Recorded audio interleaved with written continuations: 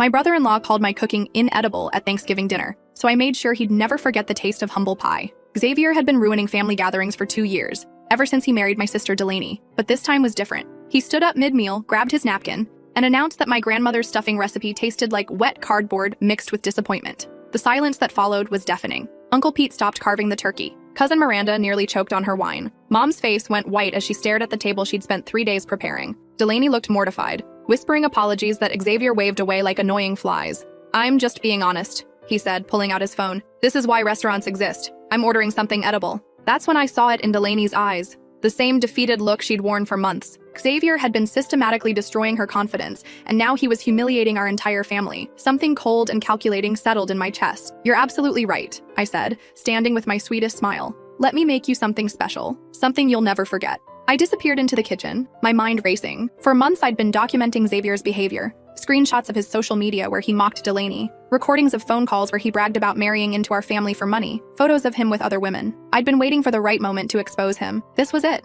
I returned with a perfectly plated slice of pumpkin pie, complete with fresh whipped cream and a cinnamon stick garnish. Xavier's eyes lit up. He'd always been a sucker for dessert. "This looks amazing," he said, already reaching for his fork. "See? This is what real cooking looks like." He took a massive bite before anyone could react. The transformation was immediate and beautiful. His face contorted as the whipped cream, actually horseradish mixed with dish soap, hit his taste buds. The pumpkin filling, loaded with ghost pepper extract, followed seconds later. He began gagging, clawing at his throat, stumbling toward the kitchen sink. But that wasn't the real revenge. While he gasped and sputtered, I calmly walked to my purse and pulled out my tablet. With everyone's attention focused on Xavier's dramatic performance, I connected it to the smart TV and opened a folder labeled Xavier's True Colors. The first image appeared, bank statements showing gambling debts. Then came screenshots of dating profiles he'd kept active throughout his marriage. Photos of him with other women at bars, hotels, restaurants, all time-stamped after his wedding. And finally, audio recordings of him laughing with his buddies about how he'd trapped that naive bitch and her loaded family. The room erupted. Delaney gasped, her hands flying to her mouth. Uncle Pete started swearing. Mom threw her napkin at the screen. Cousin Miranda began taking photos, muttering about divorce lawyers. Xavier finally stopped retching and turned around, his face red and streaked with tears. When he saw the evidence displayed for everyone to see, all color drained from his cheeks. "Where did you get? How did you? That's private," he stammered. "Privacy?" I laughed. "Like the privacy you gave my sister when you posted about her on Reddit? When you shared intimate photos with your poker buddies? When you took out credit cards in her name?" That's when Xavier snapped. He lunged across the room, hands reaching for my throat. Uncle Pete intercepted him. But in the struggle, Xavier's flailing arm caught the edge of the china cabinet. 23 pieces of Mom's heirloom dishes crashed to the floor. And that's when I heard it. A sound that made my blood freeze. The smoke alarm. In my focus on revenge, I'd forgotten about the special ingredient I'd added to the kitchen timer. The one connected to the gas valve I'd quietly adjusted while preparing Xavier's dessert. The plan had been simple. A small leak. Just enough to clear the house and really drive home the point. But looking at the orange glow now flickering under the kitchen door, I realized I'd miscalculated. The smoke wasn't just smoke. The kitchen was on fire. "Everyone out!" I screamed, abandoning my tablet on the coffee table. The smart TV continued cycling through Xavier's sins as chaos erupted around us. Delaney was closest to the front door, but she stood frozen, staring at the screen showing her husband with another woman. "Move!" I shoved her toward the exit as Uncle Pete grabbed Mom's arm. Xavier, still coughing from the horseradish, stumbled past us. "What did you do?" he wheezed. I didn't answer. I was too busy calculating how badly I'd screwed up. The gas leak hadn't been supposed to ignite. I'd adjusted the valve just enough to create a detectable odor, forcing everyone to evacuate and giving Xavier time to think about what he'd lost. But the pilot light on the old stove must have caught it. We spilled onto the front lawn as neighbors began emerging from their houses. Someone was already calling 911. The fire department would arrive soon, along with investigators who would want to know how exactly a Thanksgiving dinner had turned into a potential house fire. "Call the fire department!" Mom was screaming at Uncle Pete, who was frantically dialing on his phone. I watched flames lick at the kitchen window, knowing that in about 10 minutes, firefighters would be poking through the debris. They'd find the tampered gas valve. They'd run tests on the timer I'd modified, and they'd start asking very pointed questions about why someone had been messing with potentially deadly appliances during a family dinner. "This is your fault," Xavier said, pointing at me with a shaking finger. His face was still flushed from the ghost pepper, snot streaming from his nose. "You poisoned me, and now you've burned down the house." "I didn't poison you," I snapped. "It was horseradish and dish soap. You'll live." But the house fire? That was a different story. Delaney was crying, clutching her phone. The screen showed missed calls from divorce lawyers she'd apparently contacted weeks ago. So she'd been planning to leave him anyway. That made me feel slightly better about destroying her Thanksgiving. "How bad is it?" Mom asked, watching flames spread from the kitchen to the dining room. Her grandmother's antique table was probably already ashed. I didn't answer because I was watching a much bigger problem unfold. Xavier had found his phone and was recording everything. The burning house, my family's shocked faces, and most importantly, me standing too calm for someone whose accident had just destroyed a house. "You planned this," he said, still recording. "You tried to kill me with that pie, and when that didn't work, you burned down the house." "That's insane," I said, but my voice sounded hollow even to me. The truth was, I had planned part of it. The evidence folder, the poisoned pie, even the gas leak, but not the fire. Never the fire. Sirens wailed in the distance, growing louder. Uncle Pete grabbed my arm. "What really happened in there?" I opened my mouth to lie, but Cousin Miranda was staring at me with wide eyes. "I saw you messing with something behind the stove," she said quietly. "Before you brought out the pie, I thought you were just getting a pot." My stomach dropped. The fire trucks rounded the corner, lights blazing. Behind them came police cars and an ambulance. This was about to become a crime scene, and I was about to become suspect number one. "You need to tell them it was an accident," Mom said, gripping my shoulders. "Whatever you did, whatever happened, it was an accident." But Xavier was still recording, and his expression had shifted from pain to calculation. He'd figured out that this disaster might actually work in his favor. A crazy sister-in-law who tried to poison him and burn down the house would make him look like the victim in divorce proceedings. The first firefighter jogged over. "Is everyone accounted for?" "Yes," Uncle Pete said. "But we need to check my nephew. He ate something that made him sick right before the fire started." Xavier immediately clutched his throat dramatically. "She poisoned me," he gasped, pointing at me. "And I think she started the fire on purpose." The firefighter looked between us, then radioed for the paramedics. I watched them load Xavier into the ambulance, still filming himself talking about attempted murder. Delaney climbed in beside him, but she kept looking back at me with an expression I couldn't read. "Ma'am, I need to ask you some questions," a police officer said, approaching with a notebook. And that's when I realized the real problem wasn't the fire, or the poisoned pie, or even Xavier's accusations. The problem was that I documented everything. For months, I'd been collecting evidence of Xavier's crimes. But in the process, I'd created evidence of my own premeditation. Every screenshot, every recording, every photo was time-stamped and saved to the cloud. Digital breadcrumbs that would lead investigators straight to the truth. I'd been planning revenge for months. "Can we do this at the station?" I asked. "I think I need a lawyer." The officer nodded, but his expression had already shifted. I wasn't a witness anymore. I was a suspect. 3 hours later, I sat in an interrogation room across from Detective Ramirez, a tired-looking woman who'd clearly been called in from home. She'd spread out printouts of my evidence folder across the metal table. "Impressive collection," she said, tapping the stack of papers. "Screenshots going back 8 months. Audio recordings from multiple dates. Even GPS data showing where you followed him to document his affairs." I stared at the evidence of my own obsession spread out like a roadmap to prison. "The thing is," Detective Ramirez continued, "this shows clear premeditation. You weren't just collecting evidence for your sister's divorce. You were building a case for revenge." "I wanted to expose him," I said, "not hurt him. But you did hurt him. The horseradish and dish soap caused chemical burns in his mouth and throat.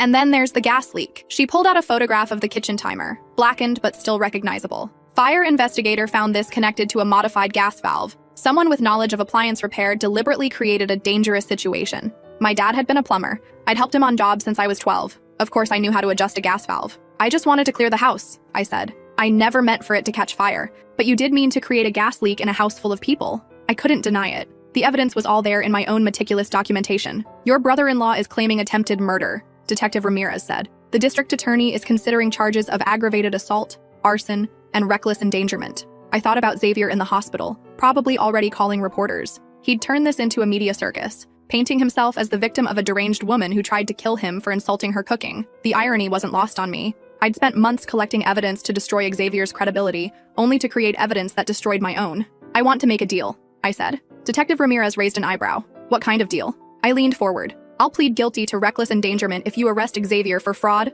identity theft, and adultery. I can prove all of it." "Adultery isn't a crime in this state," she said. "And the other charges. We'd need your sister to press charges." "She will," I said, hoping it was true, "once she sees everything I collected." But even as I said it, I wondered if Delaney would forgive me for burning down Mom's house to expose her husband's crimes. Some victories cost more than they're worth. Detective Ramirez gathered up the papers. "We'll be in touch. Try not to poison anyone else while you're waiting." She left me alone in the room with my reflection in the one-way mirror. I looked tired and older than my 28 years. This wasn't how I'd imagined revenge would feel. My phone buzzed with a text from Delaney. "Xavier's asking for $1 million to drop the charges. Says he'll settle for that and a public apology." Of course he was. Xavier had turned this into his retirement plan. I texted back, "Don't pay him anything. I'm not apologizing for exposing the truth." But sitting in that interrogation room, I wondered if the truth had been worth it. Mom's house was gone. I was facing felony charges. And Xavier was going to walk away richer and more vindicated than ever. The door opened and Detective Ramirez returned with a man in an expensive suit. "This is District Attorney Walsh," she said. He wants to discuss your case.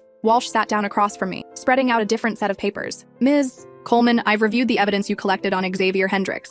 It's quite thorough. I blinked, surprised by his tone. I'd expected another lecture about attempted murder. The thing is, Walsh continued, we've been investigating Xavier for months. Insurance fraud specifically. He's filed 13 claims in the past 3 years, all for suspicious accidents. He showed me photographs of Xavier's previous homes and vehicles, all damaged in increasingly implausible ways. Your documentation of his spending habits and gambling debts helps establish motive, Walsh said. We think he's been staging accidents to collect insurance money. I stared at the photographs. You're saying he's done this before? We think so. And your house fire? Well, it fits the pattern. Xavier Hendricks has a history of being present when insured property is mysteriously destroyed. The room tilted. You think Xavier started the fire? We think he saw an opportunity, Detective Ramirez said. You created a gas leak, but security footage from a neighbor's house shows Xavier going back into the kitchen before the fire started. He was in there alone for almost 2 minutes. They showed me the grainy footage on a tablet. There was Xavier, stumbling toward the kitchen after the pie incident. But instead of going to the sink like we all thought, he'd gone deeper into the kitchen, out of view. What was he doing back there?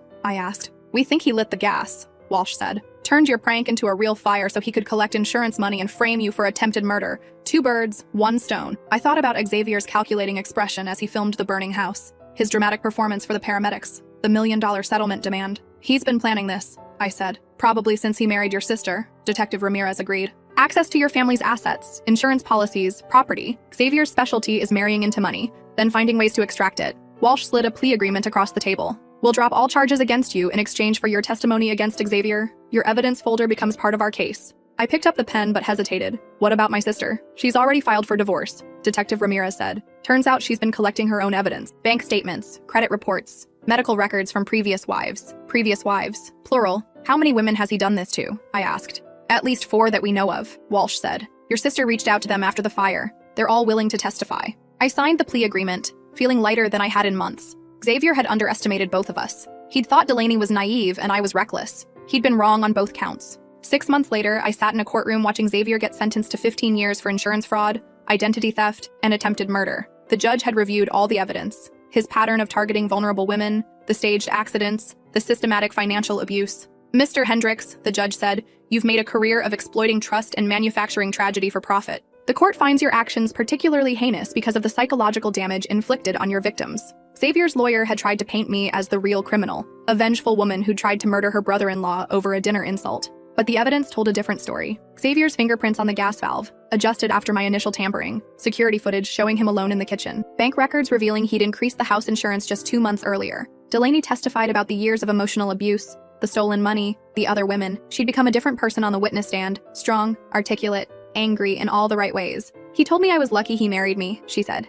that no one else would want damaged goods. But I wasn't damaged when I met him. He made me that way. The 4 previous wives testified too. A pattern emerged of Xavier selecting emotionally vulnerable women, isolating them from family and friends, then systematically destroying their self-worth while stealing their assets. When he was done with them, he'd stage an accident and disappear with the insurance money. I'd been his insurance policy with our family, literally. If his marriage to Delaney didn't work out, he could always claim I'd tried to kill him and sue for damages. After the sentencing, Delaney and I stood outside the courthouse together. The past year had aged us both, but in different ways. She looked stronger. I looked exhausted. Thank you, she said, for collecting all that evidence, for being willing to burn everything down to save me. I almost did burn everything down, I said. I'm sorry about Mom's house. Mom's fine. Insurance covered most of it, and she's happier in her new apartment. Says it's easier to clean. We walked to our cars in comfortable silence. Delaney had moved back home during the trial, sleeping in her old bedroom while she figured out her next steps. I'd been crashing on friends' couches, unable to face living alone after everything that had happened. Wanna grab dinner? She asked. I found this great Thai place that definitely doesn't serve wet cardboard mixed with disappointment.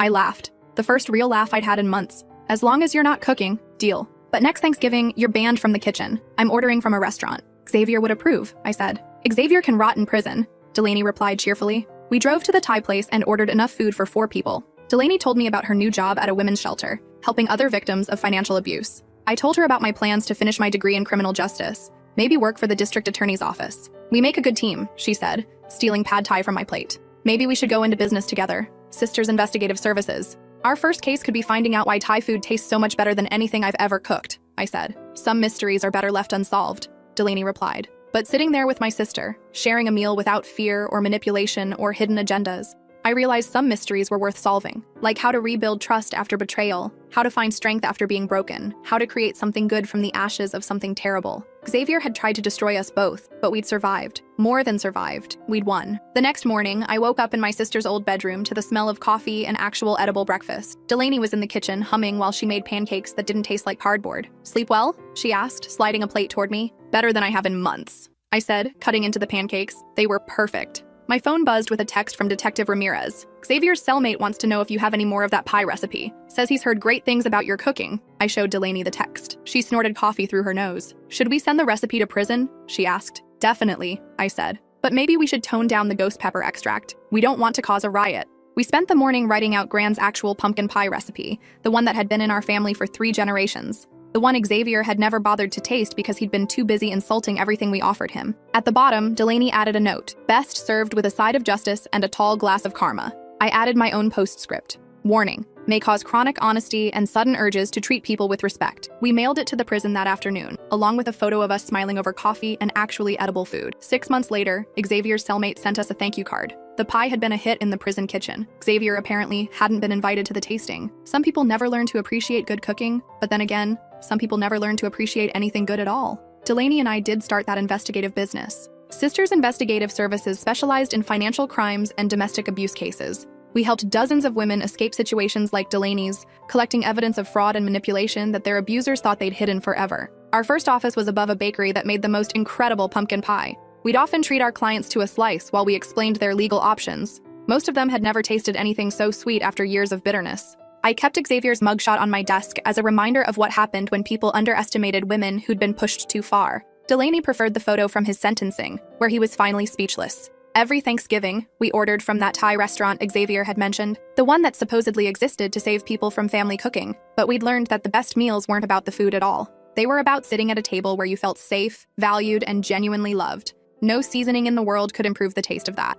And every year on Thanksgiving night, we'd raise our glasses of wine and toast the same thing. "To Xavier," Delaney would say with a grin, "for teaching us that the best revenge is a life well lived," I'd finish. Then we'd dig into our pad thai and be grateful for everything we'd gained by losing everything we thought we wanted, including the ability to finally tell the difference between real love and manipulation seasoned with pretty words. Xavier had called my cooking inedible, but he'd never tasted what our family was really made of: loyalty, strength, and the absolute refusal to let anyone poison what we'd built together. That recipe, it turned out, was worth more than all his insurance scams combined. And unlike his schemes, it had a happy ending that would last forever. The last I heard, Xavier was learning to cook for himself in the prison kitchen. Apparently, his cellmates weren't impressed with his table manners or his tendency to complain about everything he was served. Funny how that worked out. Some people spend their whole lives trying to acquire a taste for humble pie. Others get force-fed it until they finally swallow their pride. Xavier got both, and I got my sister back, along with the satisfaction of knowing that sometimes the best way to serve justice is on a silver platter with a side of poetic irony. Just like Gran always said, the secret ingredient in any good recipe is love. But she never mentioned that sometimes. That love requires burning down everything toxic to make room for something better. Lucky for us, we'd learned to cook with fire, and Xavier had learned far too late that he should never insult the chef.